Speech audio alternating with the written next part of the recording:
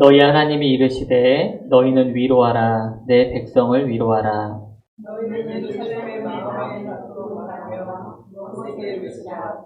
그 노력의 때가 끝났고 그 죄악의 사함을 받았느니라. 그의 모든 죄로 말미암아 여호와의 손에서 벌을 받았느니라. 외치는 자의 소리여 이르되 너희는 광야에서 여호와의 길을 예비하라.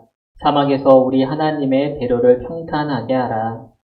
산마다 두루워지며 산마다 언덕마다 낮아지며 옳지 아니한 곳이 평탄하게 되며 험한 곳이 평지가 될 것이요. 여호와의 영광이 나타나고 모든 육체가 그것을 함께 보리라. 이는 여호와의 입이 말씀하셨느니라. 말하는 자의 소리여 우리를 주라. 대답하되 내가 무엇이라 외치리까 하니 이르되 모든 육체는 흙이요 그의 모든 아름다움은 그의 꽃과 같으니. 풀은 마르고 꽃이 시듬은 여호와의 기운이 그 위에 품이라. 이 백성은 실로 풀이로다. 풀은 마르고 꽃은 시나 우리 하나님의 말씀은 영원히 있으리라. 아름다운 소식을 시온에 전하는 자여 너는 높은 산에 오르라. 아름다운 소식을 예루살렘에 전하는 자여 너는 힘써 소리를 높이라. 두려워하지 말고 소리를 높여 유다의 성읍들에게 이르기를 너희 하나님을 보라 하라. 보라 주 여호와께서 장차 강한 자로 가실 것이요 신이 그의 팔로 다스리실 것이라. 보라 성급이 그에게 있고 공이 그의 앞에 있으며. 같이 읽겠습니다. 그는 목자와 같이 양떼를 먹이시며 어린 양을 그 팔로 모아 품에 안으시며 젖먹이는 암컷들을 온순히 인도하시리로다. 아멘. 함께 세우는 교회를 시작하고 목회자로서 설교자로서 어떤 설교에 대한 준비를 하면서 고민을 많이 했습니다. 제가 어렸을 적부터 지내왔던 교회를 돌아보면 참 예배가 많았던 것 같아요. 주일 낮 예배도 있고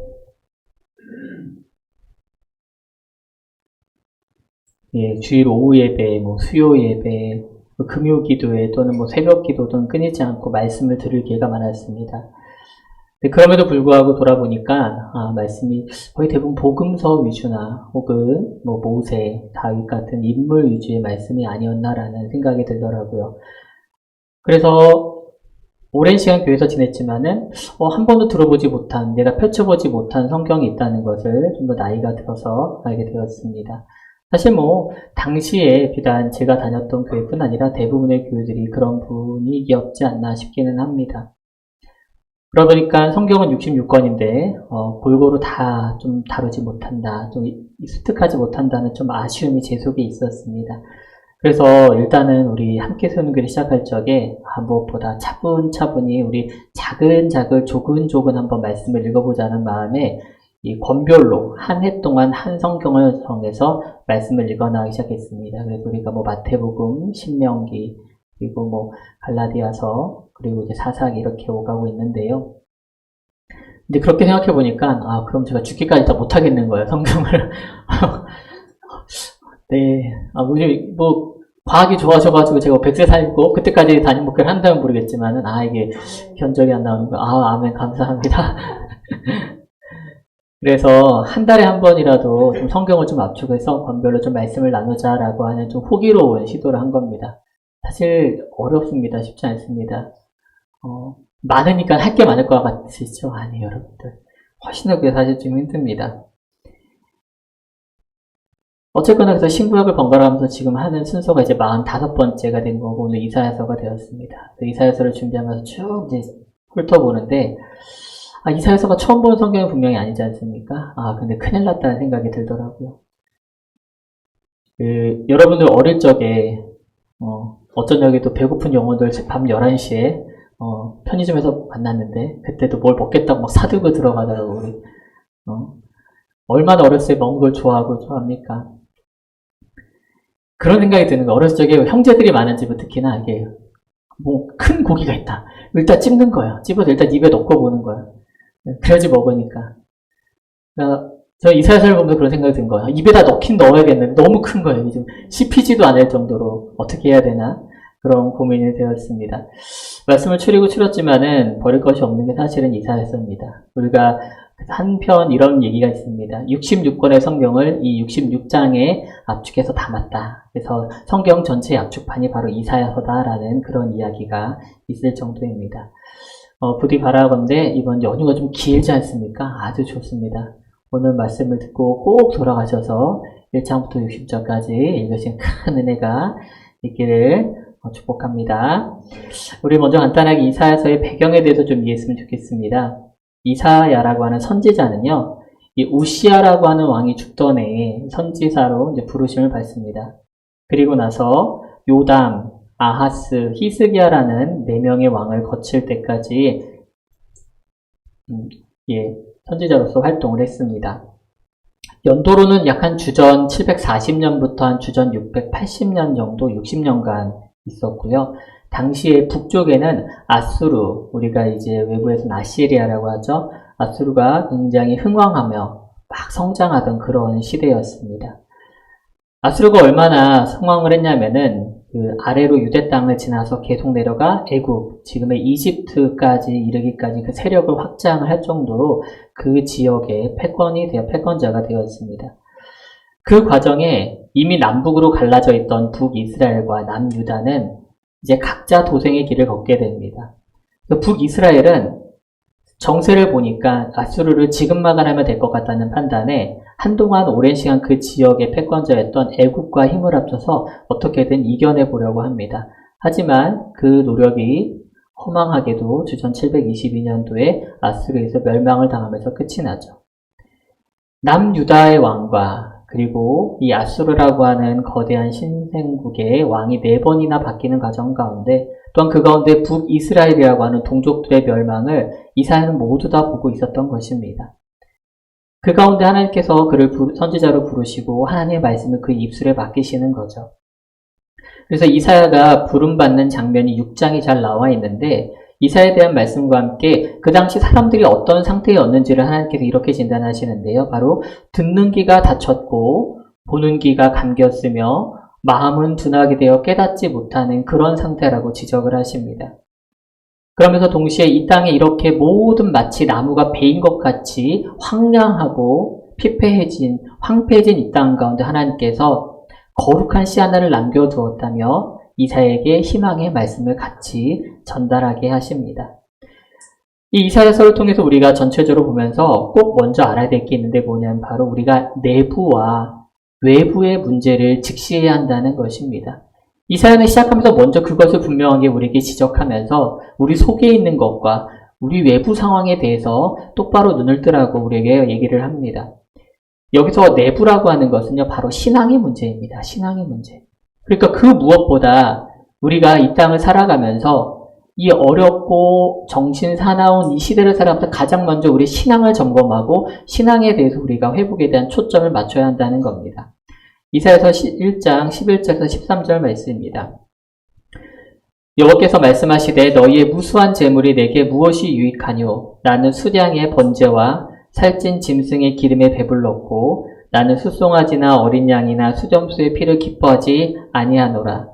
너희가 내 앞에 보이러 오니 이것을 누가 너희에게 요구하였느냐? 내 마당만 밟을 뿐이니라.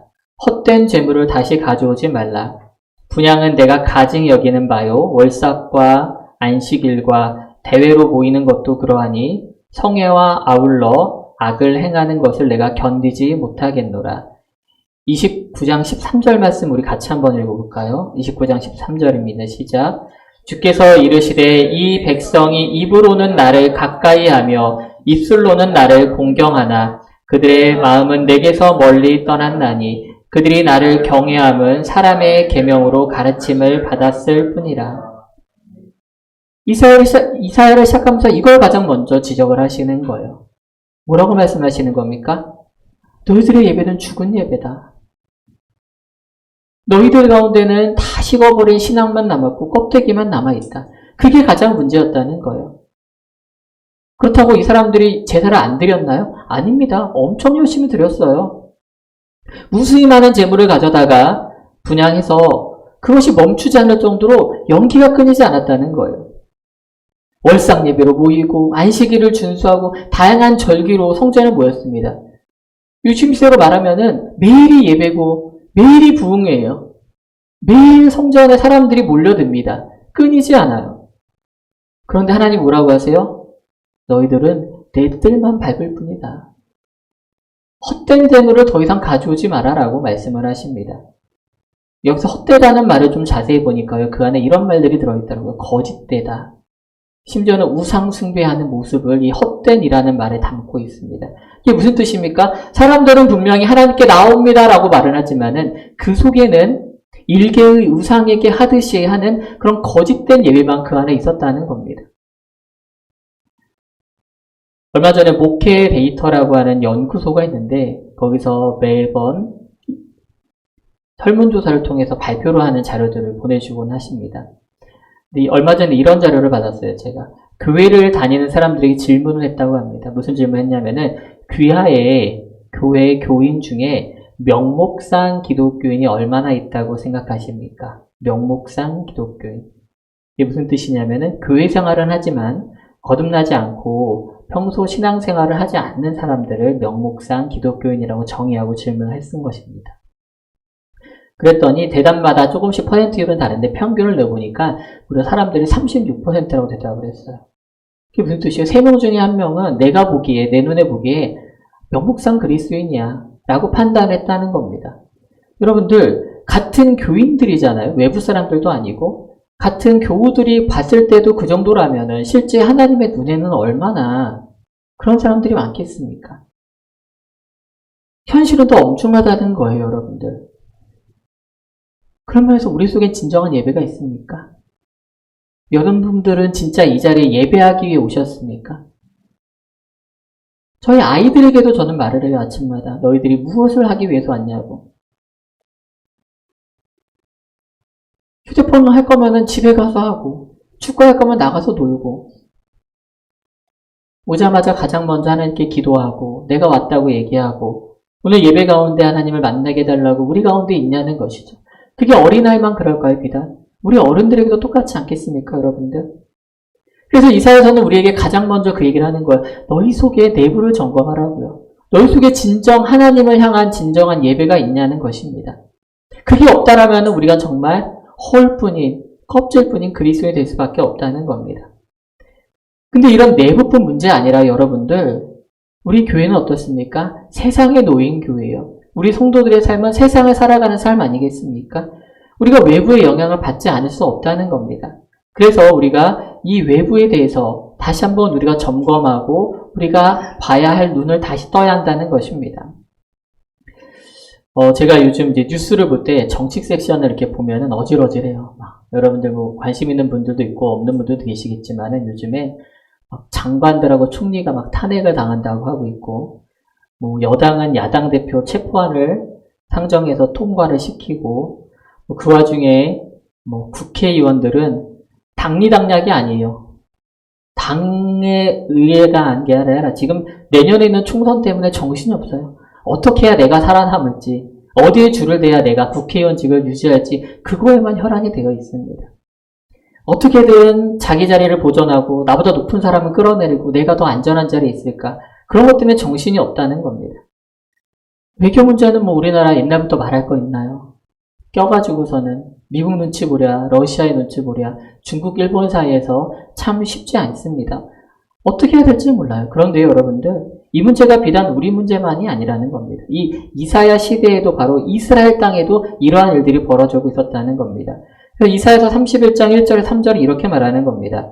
도움을 구하러 애굽으로 내려가는 자들은 화했을진저 그들은 말을 의지하며 병거의 많음과 마병의 심히 강함을 의지하고 이스라엘의 거룩하신 이를 앙모하지 아니하며 여호와를 구하지 아니하나니 여호와께서도 지혜로우신즉 재앙을 내리실 것이라.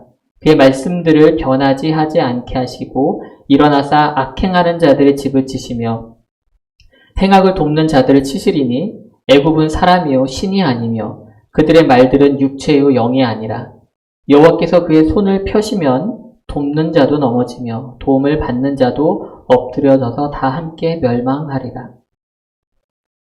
이스라엘도 살겠다고 눈치를 보는 겁니다. 어떻게 하면은 나라가 살아남고 명맥을 유지할까? 오랜 시간 패권을 쥐고 있던 그 애국과 이제 막 떠오르는 그 아수르 사이에서 나라는 쪼개지고 정치적으로 분열은 일어나고 사람마다 다 다른 이야기가 들리는 것입니다. 그 장면을 그 와중에 어떻게든 살아남겠다고 했던 북이스라엘 사람들이 어떻게 했다고 했죠, 여러분들? 망했다고 하지 않았습니까? 나름대로 머리를 썼어요. 애굽이 좀 강한 것 같아. 애굽의 마병이 더 신식이야. 여전히 아직 힘이 있어. 달려갔어요. 근데 망했다는 겁니다. 그 장면을 보고 남유다 사람들과 이사야는 생각이 바뀐 거예요. 그게 다가 아니구나. 그래서 나름 그들은 또 어떻게 했어요? 그래도 좀 하나님을 따르는 것 같았어요. 어떻게든 하나님의 백성임을 드러내고 그렇게 살려고 조금 노력하는 것 같았어요. 그런데 수많은 왕들 가운데 선한 왕도 있었고 악한 왕도 있었는데 히스기야 왕에 대해서 명함이 좀 갈립니다. 성경에서는. 근데 저는 이 히스기야 왕의 태도를 보고 이게 우리가 외부에 어떤 태도를 가져야 되는가 좀 보여주는 것 같았습니다. 히스기야 왕 여러분들 무엇으로 유명한 거예요? 사실은 죽을 병에 걸려서 열심히 기도합니다. 그래서 하나님께서 15년이라고 하는 생명을 연장해준 왕으로 아마 잘 기억하실 겁니다. 근데 문제는 연장된 게 아니잖아요, 여러분들. 그 새로 얻은 삶을 어떻게 살았냐가 더 중요하지 않겠습니까? 나름 히스기야가 잘 사는 것 같았어요. 그런데 말년에 좀 안타까운 일이 있었습니다.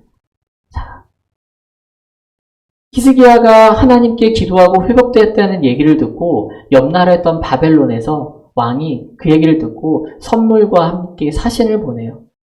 아수르 다음에 그 다음 패권을 얻은 나라가 바로 바벨론 아닙니까? 바벨론이 나름대로 조금 성장하고 있을 때였어요. 그러니까 히스기야가 그걸 보고 너무 기뻤던 거예요. 나의 아팠던 것을 이렇게 회복된 걸 축하해주고 사절단까지 보내고 선물까지 보내다니 너무 고마운 거예요. 나라가 망한 것 같았는데 나를 찾아주는 나라가 있다니 너무 기뻐서 어떻게 했어요? 자 보시오 하더니 자기가 가지고 있는 모든 것을 다 보내줬어요. 무기고도 여러 보여주고요. 나라의 재산을 다 보여줍니다. 일개 사신에게. 자랑하는 거죠. 하나님의 이름은 그 가운데 없어요. 그러니까 하나님 뭐라고 하세요? 바벨론에 의해서 명망할 것이다. 바벨론이 내가 지금 보여준 그 모든 것을 가지고 옮길 것이다 라고 말씀을 하십니다. 방금 죽었다가 살아난 사람이 하나님의 의대로 살았다는 건 있고요. 어떻게 하는 거예요? 다시 정치적으로 어떻게든 정세에 의지해서 태도를 바꿨다는 겁니다. 근데 히스기야가 마지막에 뭐라고 해요? 이사야가 그 말씀을 해요. 하나님 그렇게 하실 거다라고. 그랬더니 하나님 말씀이 옳습니다. 그래 놓고서는 그래도 제때에는 평안하겠죠 라고 하면서 히스기야 이야기가 마무리됩니다. 나는 잘 먹고 잘 살겠지. 후대 일은 나도 모르겠어. 이런 태도로 왕이 한다는 거예요. 내부적으로 신앙이 완전히 무너졌고요. 외부적으로는 정치와 정세의 혼돈 가운데 정치가들은 제대로 자신들이 해야 할 일도 하지 않는 그런 상태였다는 겁니다. 그런 시대에 하나님께서 우리에게 바라시는 믿음이 있다는 겁니다. 그 와중에도 하나님께서 우리에게 하시는 말씀이 있고 이사야서를 통해서 우리에게 그것을 알게 하기 원하신다는 것입니다. 그래서 우리가 가장 먼저 해야 될 것은 믿음을 회복해야 되는데 그럼 우리가 어떤 믿음을 가져야 할까요? 오늘 이사야서에서 우리는 세 가지에 대한 믿음을 발견해야 됩니다. 먼저 공의와 정의를 이루시는 하나님을 우리는 믿어야 합니다. 공의와 정의를 이루시는 하나님을 우리는 믿어야 합니다.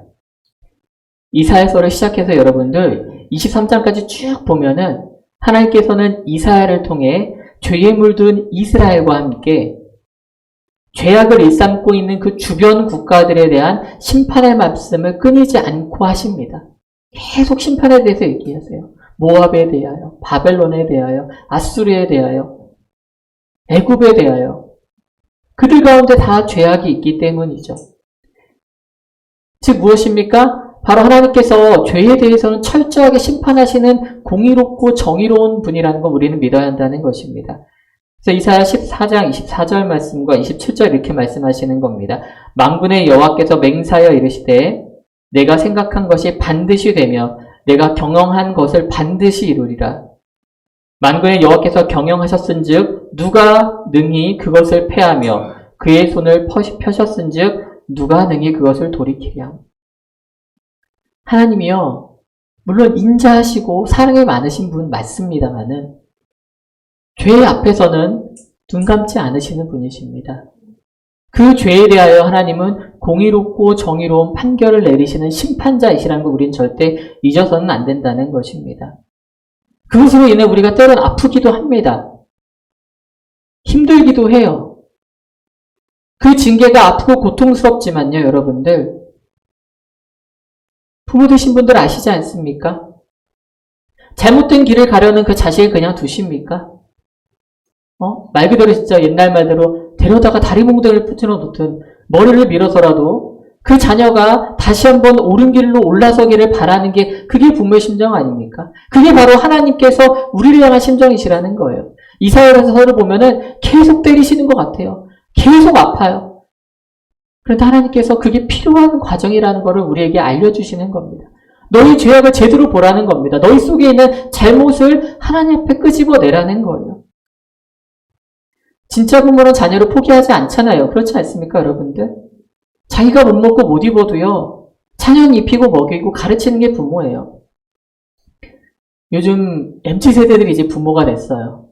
그리고 알파 세대인 자녀들을 기른다고 해요. 아이들에게 이전과 다른 형태의 교육을 시키고, 또 다른 형태의 무언가를 공급하는 것 같지만은, 아무리 세대가 바뀌고 세대를 명명하는 이름이 바뀌더라도 바뀌지 않는 건요, 부모가 자식을 사랑하는 마음이에요. 그 모양이 달라지고 그 방식이 달라질더라도 변하지 않는 것은 그 사랑이라는 겁니다. 그 부모의 마음을 자식들이 잘 모르죠, 처음에는요. 왜 이렇게 나를 이끌고 가나? 왜 나에게 이렇게 징계를 하나? 왜 나에게 훈계하나? 잘 모릅니다. 하지만요, 시간이 지나면 알게 돼요. 그게 당장 눈에 띄진 않지만 말이죠. 하나님의 사랑과 함께 주어지는 이 훈계도 역시 그렇다는 겁니다. 우리가 당장 이해할 수 없지만은 선한 길로 이끄시는 그 하나님을 우리는 믿어야 하는 것입니다.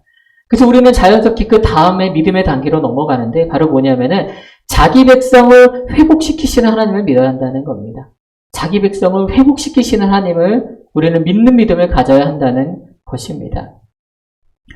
오늘 우리가 시작하면서 같이 읽었던 본문 40장은요. 내 백성을 위로하라는 하나님의 음성으로 시작을 합니다. 내 백성을 위로하라. 죄에 대한 형벌의 시간은 끝났고 죄값은 다 치렀다라고 오늘 말씀하세요. 그리고 하나님께서는 이사야서를 통해 곳곳에서 자기 백성들, 자기 자녀들을 싸매고 고치시고 회복시키신다는 말씀을 계속하십니다. 25장 8절입니다. 사망을 영원히 멸하실 것이라. 주 여호와께서 모든 얼굴에서 눈물을 씻기시며 자기 백성의 수치를 온 천하에서 제하시리라. 여호와께서 이와 같이 말씀하셨느니라. 우리 30장 26절은 같이 읽어볼까요? 시작.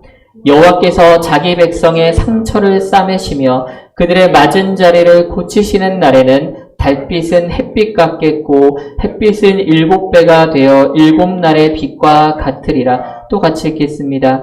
내가 땅끝에서부터 너를 붙들며 땅 모퉁이에서부터 너를 부르고 내게 이르기를 너는 나의 종이라. 내가 너를 택하고 싫어하여 버리지 아니하였다 하였노라. 두려워하지 말라. 내가 너와 함께함이라. 놀라지 말라. 나는 내 하나님이 됨이라. 내가 너를 굳세게 하리라. 참으로 너를 도와주리라. 참으로 나의 의로운 오른손으로 너를 붙들리라. 아멘. 사랑하는 성도 여러분, 이 위로의 말씀이, 이 회복의 말씀이요, 현 시대를 살아가는 우리를 향한 하나님의 음성을 믿길 원합니다. 하나님 여러분을 그렇게 싸매세요. 그렇게 회복시키세요. 하나님이 때렸던 그 자리를 어루만지시는 게 바로 하나님 아니시겠습니까? 저도 그랬어요. 저도 어렸을 적에 아버지에게 거짓말하고 뒤지게 맞았어요. 엉덩이가 피멍이 들도록.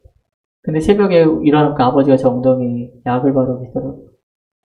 근데 그걸 제가 똑같이 하더라고요. 저도 깜짝 놀랐어요. 우리 작은 애를 한번 그렇게 후드려 패고서는 잠이 안 오더라고요. 그 부어오르는 걸 보면서 너무 마음이 아픈데 그래도 해야 되잖아요. 부모니까. 그게 하나님의 심정 아니겠습니까, 여러분들? 하나님께서는요, 분명히 상처받은 영혼들을 감싸 안으시며 주님 안에서 회복하십니다. 또 하나님께서는 이 상처와 회복에서 멈추시지 않으시고 이전에 우리가 들을 수 없었던, 듣지 못했던 그 아름다운 소식을 우리의 귓가에 들려주십니다. 그래서 우리는 마지막으로 우리가 믿음에 있어서 바로 이 아름다운 소식을 전하는 하나님을 믿어야 합니다. 아름다운 소식을 우리에게 전하시는 그 하나님 믿어야 한다는 것입니다. 본문 11장 1절에서 2절 그리고 9절 말씀입니다. 이새의 줄기에서 한 싹이 나며 그 뿌리에서 한 가지가 나서 결실할 것이요 그의 위에 여호와의 영 곧 지혜와 총명의 영이요 오력과 재능의 영이요 지식과 여호와를 경외하는 영이 강림하시리니 내 거룩한 산 모든 곳에서 해됨도 없고 상함도 없을 것이니 이는 물이 바다를 덮음같이 여호와를 아는 지식이 세상에 충만할 것임이니라. 또한 32장 1절 말씀입니다. 보라 장차 한 왕이 공의로 통치할 것이요 방백들이 정의로 다스릴 것이며 다 누구를 가리킵니까 여러분들? 바로 예수 그리스도를 가리키는 말씀입니다. 이사야서가 여러 가지 별명을 가지고 있어요. 그 중에 구약의 복음서라는 별명도 있고요. 제5복음서라는 별칭도 가지고 있습니다. 그 정도로 바로 이 예수 그리스도에 대한 아름다운 소식을 담고 있는 성경이기 때문입니다. 하나님은요, 이 황폐해진 이스라엘 땅 가운데 정말 단단히 굳어져서 말씀이 들어가지 않을 것 같은 그 사람들의 마음에 바로 이 예수 그리스도라고 하는 복음의 씨를 뿌리시는 겁니다. 이새의 줄기에서 나온 한 싹, 처녀가 잉태하여 낳을 아들 임마누엘, 평강의 왕으로 오시는 그분, 내가 붙드는 나의 종, 이 모든 것이 바로 우리를 위해 보내주시는 그 예수 그리스도를 상징하는 말인 줄 믿기 원합니다. 이 아름다운 소식이 바로 이 아침에 이 자리에서도 우리의 귀에 울려 퍼지는 줄 믿습니다. 이 아름다운 소식은 여러분들 우리의 삶을 변화시킵니다. 어떻게 변화시킵니까? 삶의 골짜기가 도두어지고요. 언덕마다 낮아지고요. 거칠었던 울퉁불퉁했던 그 땅이 평탄해지며 험한 곳이 아름다운 평지가 되는 그 놀라운 일이 우리의 삶 가운데 일어난다는 것입니다. 사랑하는 성도 여러분, 이 아름다운 소식이요. 우리의 첫 문제였던 바로 신앙의 회복으로 연결되기를 원합니다. 주님은 여전히 우리가 신앙에서부터 회복되길 바라고 계십니다. 환경과 상황이 바뀔 수 있으세요. 바꾸실 수 있는 분이세요. 근데 여러분들, 우리 속에서부터 우리 기반이 되는 이 내부의 신앙의 문제가 해결되지 않는다면은 환경이 바뀌고 상황이 바뀌더라도 우리는 또다시 그 자리에 머물고 있는 상태일 수밖에 없다는 것입니다. 아무리 그래도 다른 것이 회복되지 않아요. 다른 것이 문제 해결되지 않습니다.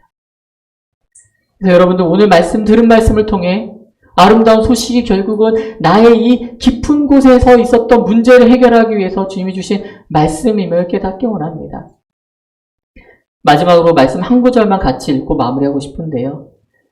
제가 이사야서를 읽으면서 그러면 우리 가운데 있어야 할 자세는 무엇인가 라는 말씀 가운데 이 말씀을 주시더라고요. 하나님이 일을 하시고 복음이 울려 퍼지고 이 세대 가운데 우리 가운데 들려 퍼진 이 복음을 붙들고 우리는 어떤 자세로 살아야 할런지 저는 이 말씀을 저에게 주셨다고 믿습니다. 우리 같이 읽겠습니다. 이사야서 35장 3절과 4절입니다. 우리 한 목소리 읽겠습니다. 시작.